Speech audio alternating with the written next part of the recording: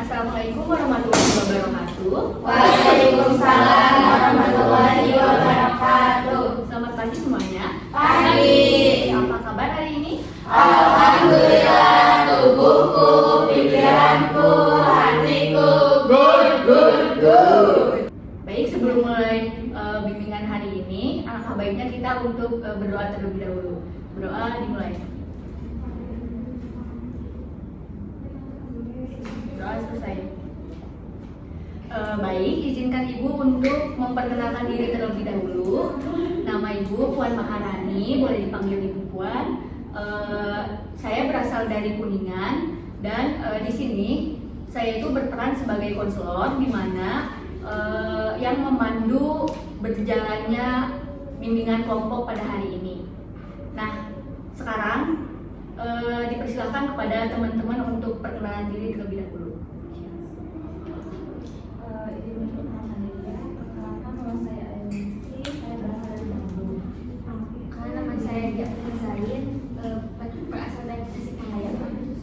Perkenalkan, nama saya Fahmi Kurniawan, asal saya dari Maluku. Perkenalkan, nama saya Hashim Praditya, asal dari Ciamis. Perkenalkan, nama saya Alta, asal dari Medan. Perkenalkan, nama saya Shanifah dari Ciamis. Perkenalkan, nama saya Rifana dari Tasikmalaya. Perkenalkan, nama saya Rian Rahman, asal saya dari Bandung. Baik, sebelum kita mulai bimbingan kali ini, kita melakukan ice breaking terlebih dahulu agar fokus. Ibu contohkan dulu ya. Ya. Cluenya tuh gini. Tepu fokus. Melihat, mendengar, mengingat, fokus. Oke? Kita coba ya. Tepu fokus. Melihat, mendengar, mengingat, fokus. Sekali lagi. Oke. Tepu fokus. Melihat, mendengar, mengingat, fokus. Baik, terima kasih ya teman-teman. Apakah sebelumnya teman-teman pernah mengikuti bimbingan kelompok? Belum. Oh baik, dikarenakan ini yang pertama kali ya. Di sini Ibu akan menjelaskan sedikit mengenai apa itu bimbingan kelompok. Nah, bimbingan kelompok itu adalah salah satu layanan dalam bimbingan dan konseling yang dilakukan dalam kelompok kecil untuk membantu anggota kelompok memahami diri, mengembangkan potensi dan menyelesaikan masalah secara bersama-sama melalui interaksi sosial yang positif dengan dipandu oleh seorang guru BK atau konselor. Nah, lalu ada asas-asas yang harus dipahami dan harus dijaga dalam sesi ini. Yang pertama itu ada asas kerahasiaan, ada asas keterbukaan, asas kesukarelaan, dan jadi teman-teman tidak perlu khawatir jika permasalahan teman-teman bakalan kesimpan enggak, karena di sini kita menggunakan asas-asas ya. Nah, apakah dapat dipahami? Ya. Baik, pada kesempatan hari ini kita akan berbincang mengenai merencanakan karir sesuai potensi diri. Karena ini teman-teman masih duduk di bangku kelas 11, jadi obrolan ini sangat penting. Tujuannya buat apa? Nah, tujuannya jadi pembahasan ini bertujuan agar teman-teman makin paham apa yang akan teman-teman capai di masa depan dan bagaimana caranya untuk melalui hal tersebut. Nah, sebelum itu saya mau dengar dulu bayangan teman-teman mau jadi apa nanti. Boleh dimulai?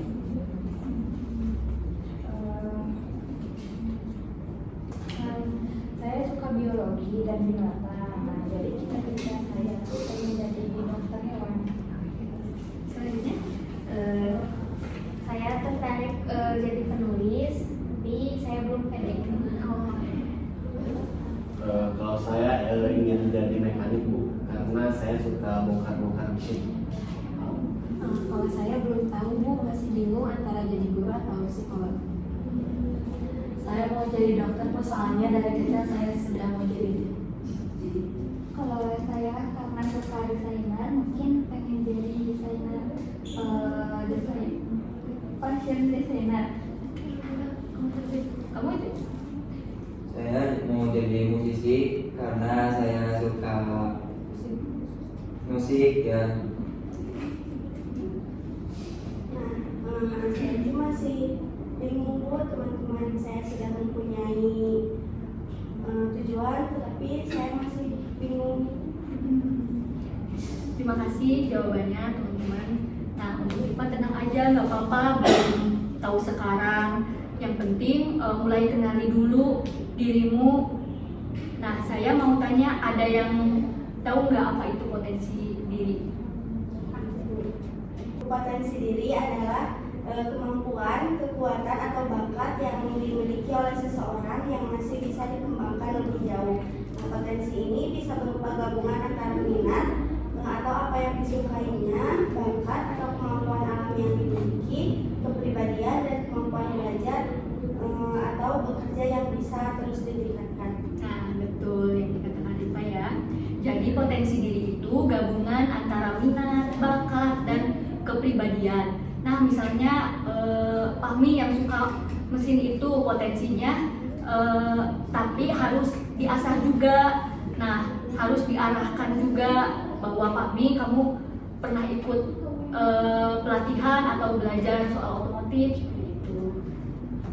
Nah, kalau saya sih Bu belajar lewat YouTube, terus saya juga suka lihat dan membantuin om saya. Om saya kan mekanik. Oh iya bagus. Nah itu langkah awal yang konkret. Nah untuk dia, kamu suka menulis tapi kamu itu belum pede. Apa yang bikin kamu ragu itu? Kadang mikir siapa yang mau baca tulisan saya, terus saya takut dianggap tidak bagus gitu. Aku juga pernah ngerasain kayak gitu waktu ikut lomba pidato. Nah, tapi akhirnya aku coba terus dan malah menang lomba kecil-kecilan. Nah itu contoh bagus dan dari berani melangkah. Kadang potensi diri itu baru berkembang setelah kita coba dan terus belajar. Nah untuk Rifa, kamu suka kegiatan apa? Saya suka main game, sama saya juga tertarik untuk edit video. Wah itu bisa dikembangin tuh ke arah menjadi content creator atau editor. Banyak peluang dari situ asalkan kamu serius untuk menjalaninya. Iya sih, tapi kadang orang tua juga gak bisa ngerti passion kita gitu. Jadi maunya yang aman-aman saja gitu. Wah iya benar, karena itu jadi teman-teman harus bisa untuk menjelaskan rencana termasuk peluang, terus potensi diri dan langkah-langkahnya. Jadi semakin teman-teman pahami ke arah karir, maka semakin mudah meyakinkan ke orang tua seperti itu. Nah, terima kasih atas keterbukaan dan partisipasi teman-teman hari ini. Saya sangat bangga melihat bagaimana teman-teman mulai mengenali potensi diri dan berani menyusun rencana masa depan. Ingat, setiap orang itu punya jalannya masing-masing. Jangan bandingkan diri kita dengan orang lain, tapi teruslah berkembang sesuai versi terbaik diri sendiri. Saya harap setiap pertemuan ini teman-teman bisa mulai mengambil langkah kecil, karena karir yang baik bukan datang tiba-tiba, tapi dibangun dari kesadaran dan usaha yang konsisten. Baik teman-teman, setelah kita mengikuti sesi bimbingan ini, Ibu minta untuk menyampaikan kesan-kesan dari teman-teman. Dari saya, pesannya tetaplah percaya bahwa setiap orang punya jalan karir yang berbeda sesuai potensinya masing-masing. Nah, untuk kesannya saya merasa terbantu untuk lebih mengenal kelebihan dan kekurangan diri sendiri. Nah, kegiatan ini sangat menyenangkan dan membuat saya lebih yakin dengan pilihan karir saya.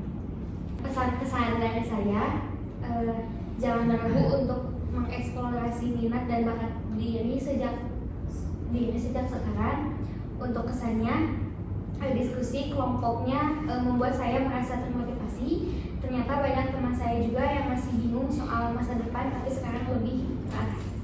Kesan-pesan dari saya, manfaatkan waktu sekolah untuk menggali potensi diri sebaik mungkin. Itu saja sih, Bu. Kalau dari saya pesannya, karir bukan hanya soal pekerjaan, tapi juga tentang bagaimana kita menjalani hidup dengan makna. Untuk kesannya, saya senang bisa belajar bersama teman-teman, saling berbagi pandangan dan juga impian masa depan. Pesan-kesan dari saya, jangan menunda untuk merancang masa depan karena waktu terus berjalan. Kalau kesannya, kegiatan itu membantu saya menyadari bahwa saya memiliki potensi yang bisa saya kembangkan lebih jauh.